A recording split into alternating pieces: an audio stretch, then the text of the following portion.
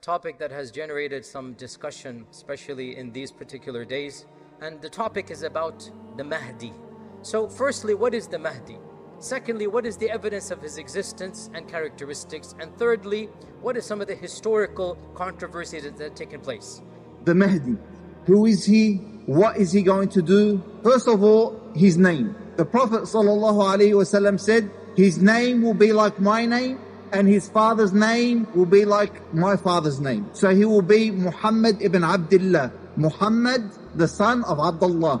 And not only that, the Prophet ﷺ informed that he is from Ahl al-Bayt. He is from the offspring of the Prophet ﷺ through his daughter Fatima radiallahu anha and her husband Ali. He will be from the offspring of Al-Hasan radiallahu anhu. And he will be a leader. He will rule the Muslims. He will bring justice back to earth. And justice will only come through implementing the Sharia.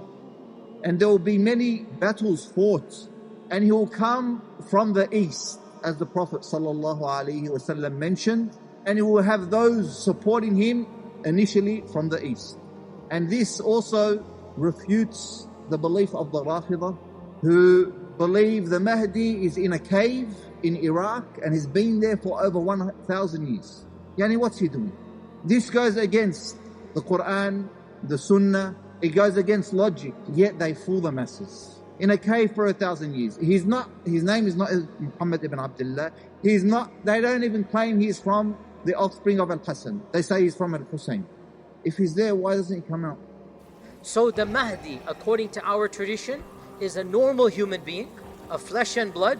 He has no supernatural powers. He shall be born at the end of times and live a normal life and die, and that will be his demise. Now, the other group, the non-Sunni group, that group has a very different belief about the Mahdi. And they say the Mahdi has already been born, and the Mahdi for them is the 12th Imam. They have 12 Imams, according to their theology. From their standpoint, they say the Mahdi has already been born. And the Mahdi is currently alive amongst us. But he is hidden to the masses. He could be anywhere. He could be in this audience. He could be there. He could be here. He is alive and active, helping the poor and performing miracles.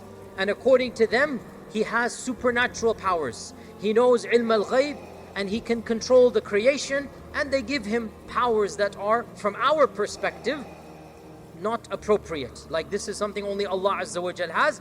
And when the Imam returns, he's not going to be born, he's already born. He's going to be zuhur, he's going to become apparent.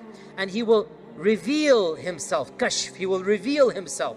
The Mahdi, when he comes back, the main purpose for that group is not to fight against Dajjal or no, it's something that is actually awkward to say, and that is, according to them, the Mahdi will bring back the rights of the Ahl al-Bayt and will exact revenge upon those that oppose the Ahl al-Bayt. So this is all fairy tales and nonsense.